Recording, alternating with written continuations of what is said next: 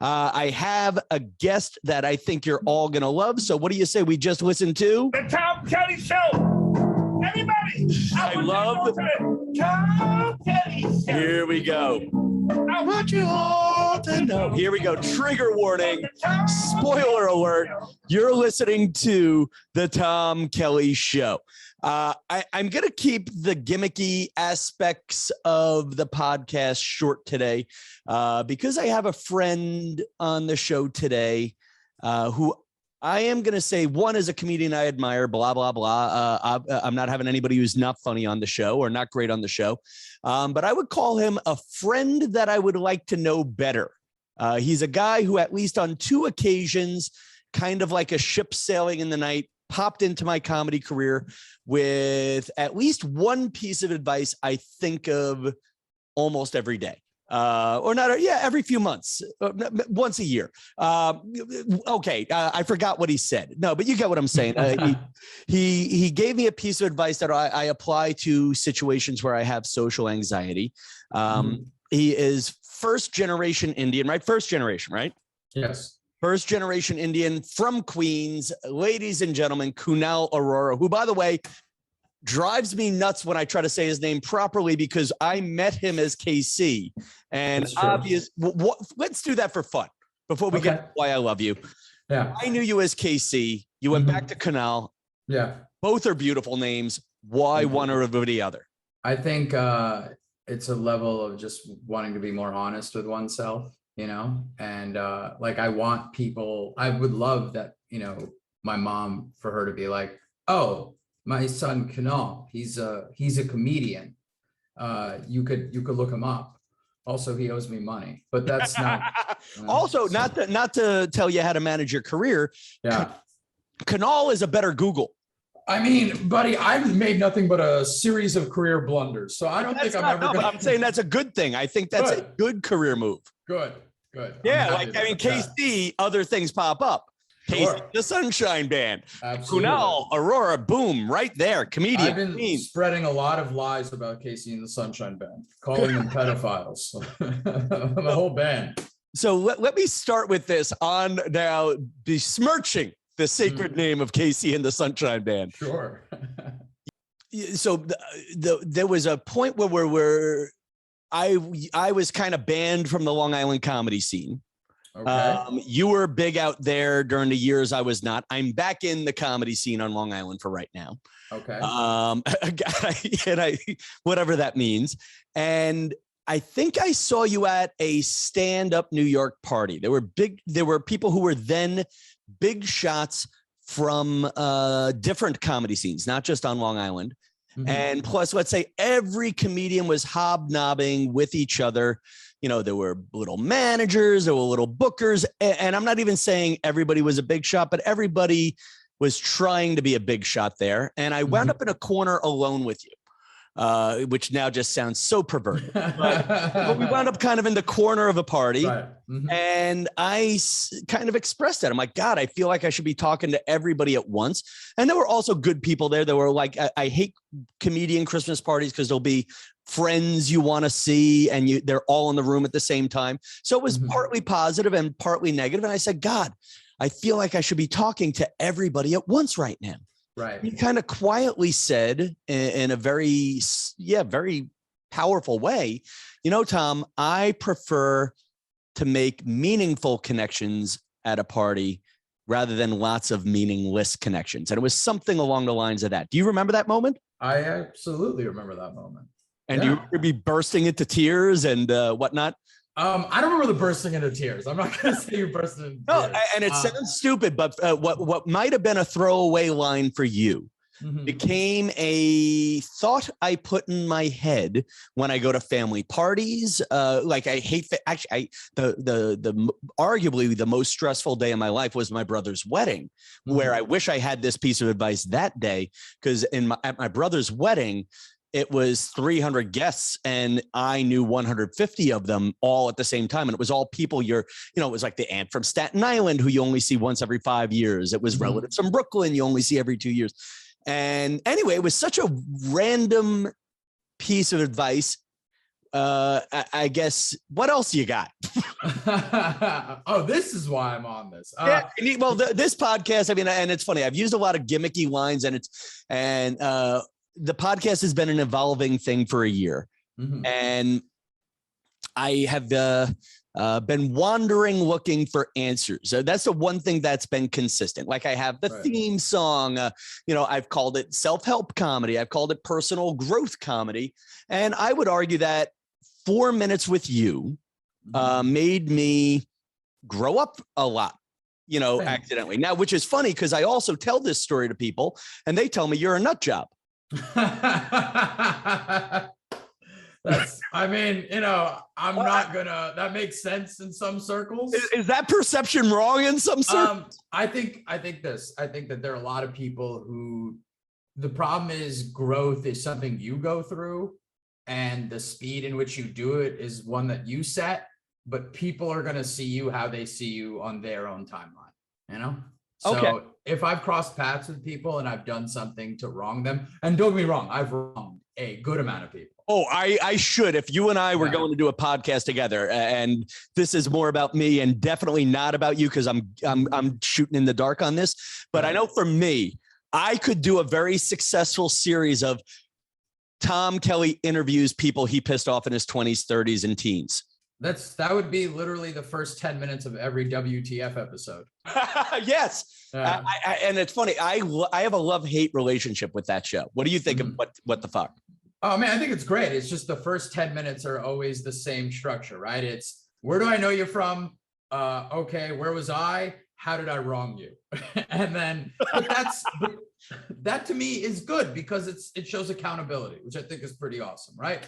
And I think that when I told you that thing about like focus on just one person having a meaningful conversation, I read that I wish I knew the book in which I read it from, but I remember just feeling this level of anxiety every time I was in big places with a lot of people. So then I decided like, what could I do to kind of sort of quell that anxiety in myself? And that's one of the things I read. And as a result, I said, let me, when we were talking, I was like, wait a minute. Oh man, he should know this too. He should be able to feel this way, the way that I feel, right? Like, and what's it going to cost me? Nothing for me to, and think about it years later now, this is a beautiful thing. We have a real relationship. I mean, maybe it's not as deep as we'd like, but that's why every comedian in New York has a podcast now. So we can fix that. I like my relationship with a lot of people. You said something that really caught my ear. It was like, we were ships in the night. Man, I'm a big ship in the night guy.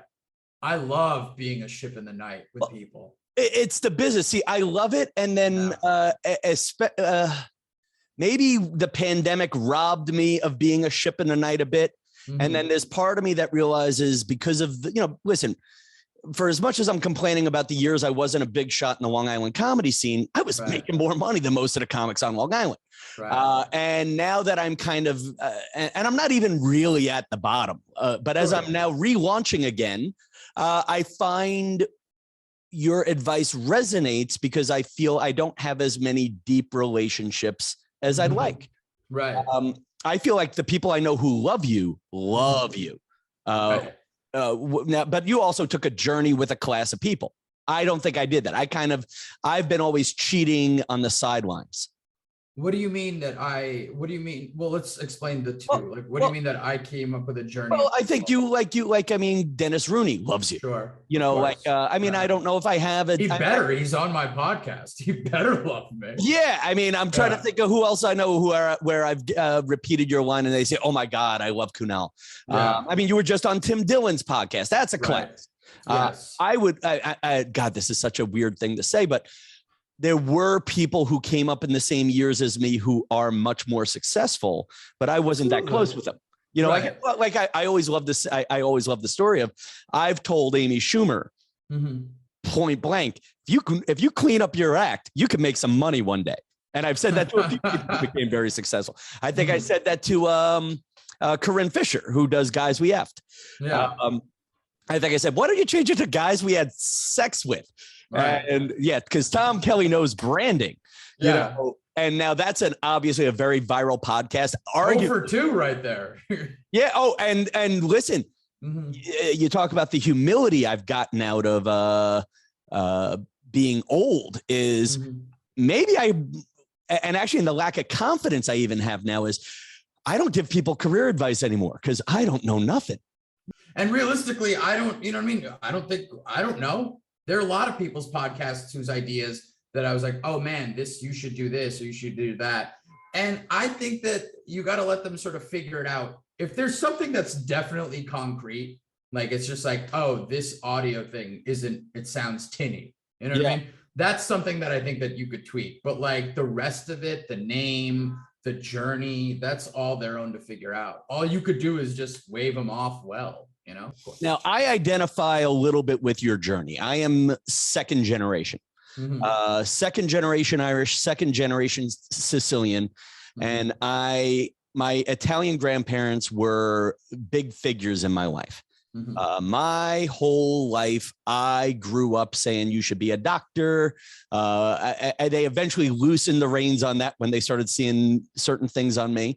You are first generation. Your mom and dad were both from India? Yeah. Okay. You're a comedian. What's that like coming home at night? I mean, in the beginning, well, my dad passed away in 2007. I didn't really start stand-up until 2009, right? I tried it in college, and I remember asking him if he would ever watch me perform, right? If he'd ever come to a comedy club. And he said, he was like, well, you should get funny first. And I was like, which is actually not the answer you think. What did mom and dad do for work when they got here? They both worked in hospitals. Their basic job was to write letters to insurance companies to ask them to cover the patient's stay. Like, are you from one of those stereotypical Indian families where there's 20 doctors, a dentist, and the failure is a chiropractor? No, not even remotely. In fact, my brother is the only doctor in our family on both sides. A friend of mine who's not a comic said something really especially cruel. She was like, think about your mom. She came from India. She dealt with your dad. She gave up knowing all her family and friends to come to a country she doesn't know anyone in. And the only grandchildren she has is the fact that you and your brother have dogs. Wow. I know, it hurt. It was accurate. Like, your mom's cool with you being a comic, right? She's happy I'm doing something that I love. So does she get it? Has she ever seen you? Oh, she's seen me countless times. I used to run a show in Greenpoint, and she would come to that frequently. When I did shows at Caroline's, she'd come to that as well. She's come to a lot of shows. So no, that's cool. Like, whereas my parents, and this is okay by me, I have let my mother has seen me twice, my father only once, both at a TV show where I had celebrity endorsements. Well, I mean, you know, it's tough. What do they say, man? It's tough to get people out, right? Well, for me, it's not even tough to get them out. It's I don't want them there. And this is different, but this is the Irish Catholic reservation. Like, it's my Italian family spent a lot of time trying to be proper. And even though they were very Italian and we're never going to let go of that. And I would argue the Irish side was definitely proper. Right. You know, and without getting, like in a less recorded format, you'd say, they're trying to be what, but they were trying to be the fancier class, whatever word you wanted to use. Of course. Like my father's parents or my father's mother cleaned the houses of rich people. So we tried to be more rich. We didn't curse, we didn't do that. So my parents, God bless, if I, start talking about, I don't know, sucking a wiener, and I don't even have a joke about that, but like that, they're not, it's the judgment I have trouble dealing with. Man, that's a lot to take in, dude. It's a lot to deal with. Also statistically, your chance of being successful and considering what you are and what you've done with your life is actually, the chance of being successful is low because of the fact that, like, so mathematically, right? Immigrants that come to this country, their kids that are born here will do better than their parents, right? Because the parents came to a country they didn't, right? And then the drop off to the second is so extreme that it's almost like the chance of you doing better than your parents is tough. But the fact that you're able to do something really is impressive. Well, I mean, Your kids, their percentage of success is even lower. In fact, they would have a better chance if you deported your children. yeah, like I would say to like I do have some of the immigrant mentality of, hey, like I'd be like, Mom, why don't we go on vacation like the other kids in this rich neighborhood we live in now? And my mom would say, your life is a vacation. I played with rocks as a kid. Right. And she would say, listen, we had 2 feet of grass in Brooklyn and you have a lawn. Go play on the lawn, and she would go on with that. Yeah, that's I just totally was. Who's walking around behind you just as I'm figuring that out? That's my girlfriend. Good for you. We'll talk about that. We may have to do a longer or 2-parter with you because that's a whole other one. So how do you define success? Let's go with that. I mean, I think. Are you successful now? Do I consider myself successful now? Yeah, I think so, man. I wouldn't say that I don't know. I never really thought about that. It's like, do I do stand up full time? Yes. This is how I pay my bills, which to me is a level of success. But I think success is a ladder, right? It's not like, I don't think and that ladder leads into a room.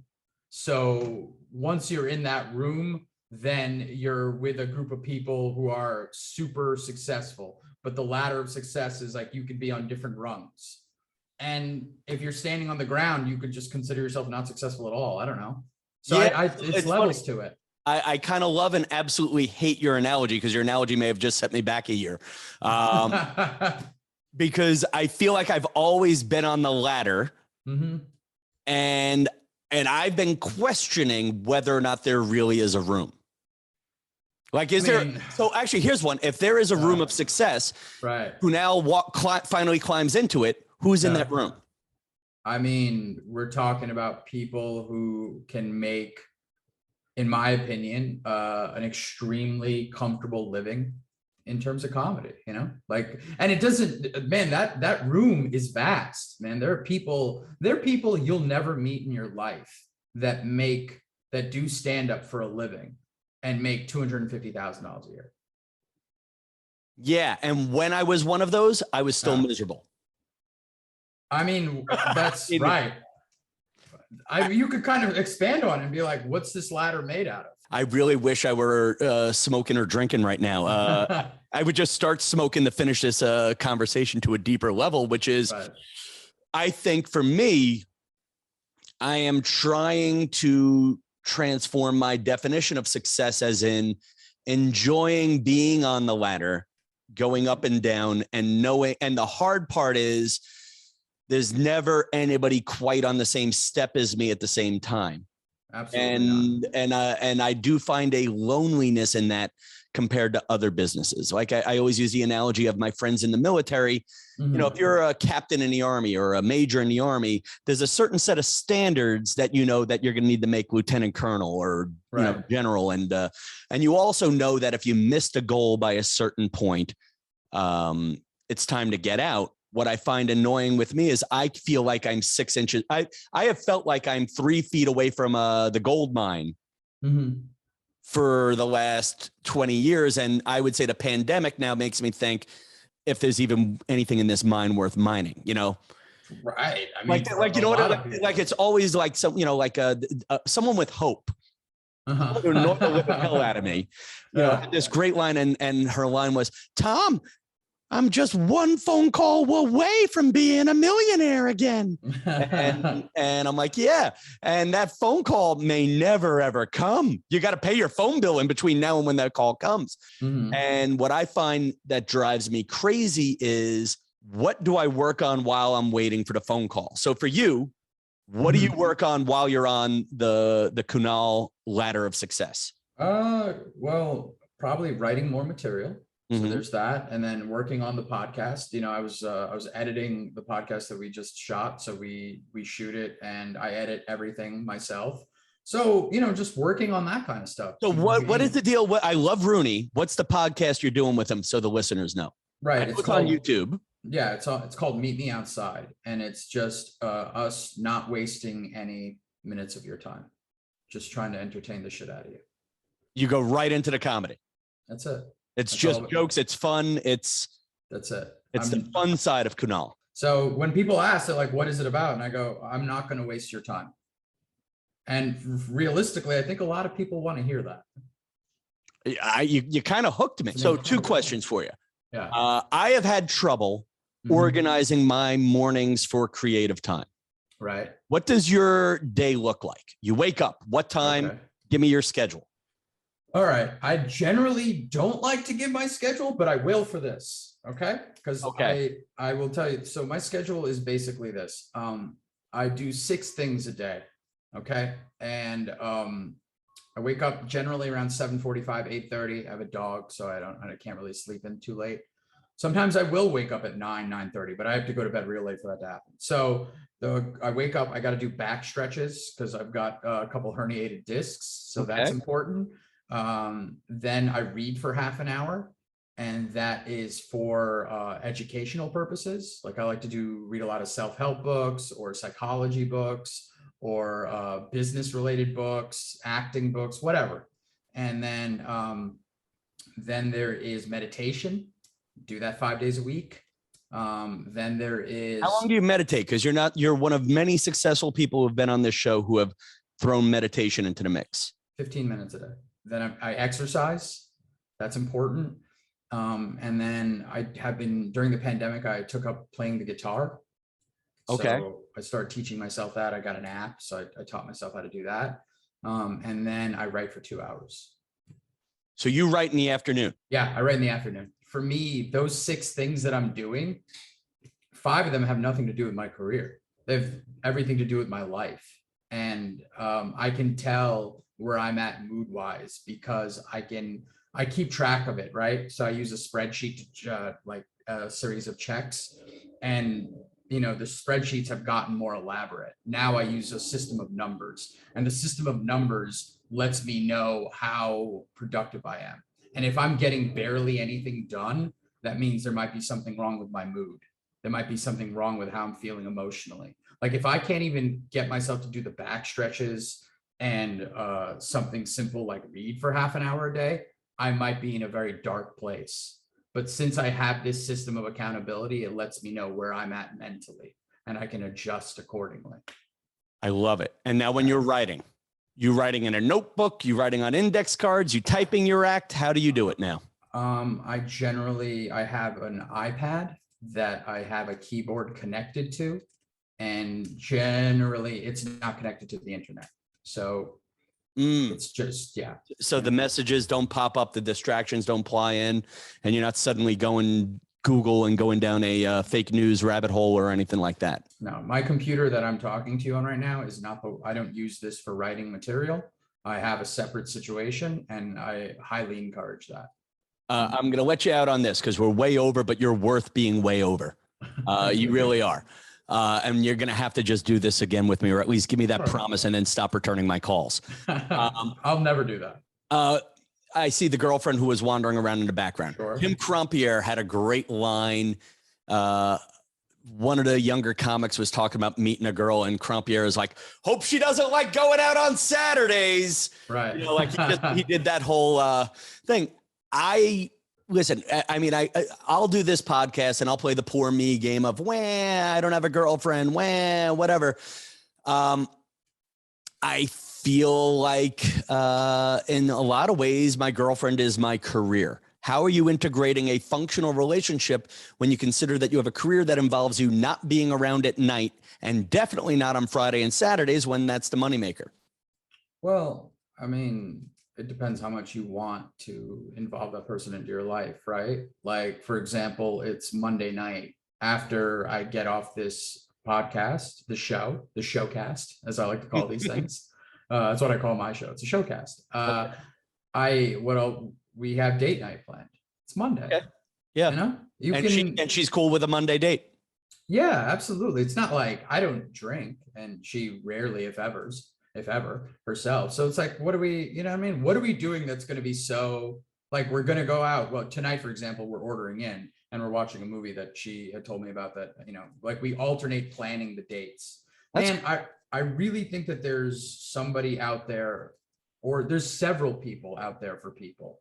You just got to be able to have an upfront conversation about this. It's like, listen, my Friday and Saturday is literally your Monday to Friday, 9 to 5.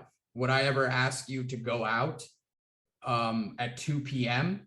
and join me for let's go out and go party, or let's go out on a date at 2 p.m.? No, I would never do that to you on a Wednesday. It's the same thing with me and on a Friday night, right? I can't go out. Yeah. That's a cool. Does she have a sister?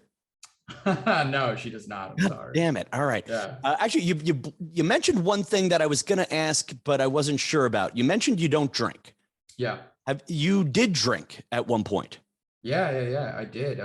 It's been it'll be 3 years in a couple days, but congratulations. Thank you. Now, is it 12 steps sober, or you just stopped drinking? Well, I did go through the program, and then eventually I came to a conclusion that I found what worked for me, right? And the system it still involves not drinking. So technically I'm what a lot of people are considered California sober or LA sober, where I'll occasionally smoke weed, but okay. Yeah, but that's I have a great appreciation for people who are living a sober life. Right. How did living a sober life improve your career, or did it open anything up for you? Oh man, it's changed a lot of things, because now I get to focus a lot of my efforts on not just on my actions.